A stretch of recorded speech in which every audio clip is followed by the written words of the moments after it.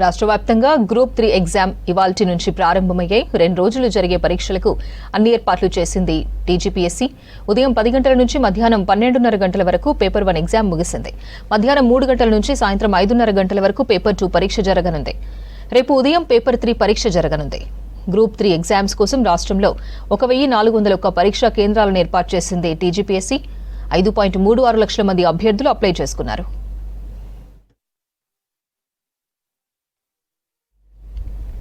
ఉదయం ఎగ్జామ్ టైంకి గంటన్నర ముందుగా అభ్యర్థులను పరీక్షా కేంద్రాల్లోకి అనుమతించారు అధికారులు. పరీక్ష టైంకు అరగంట ముందే గేట్లు మూసివేశారు.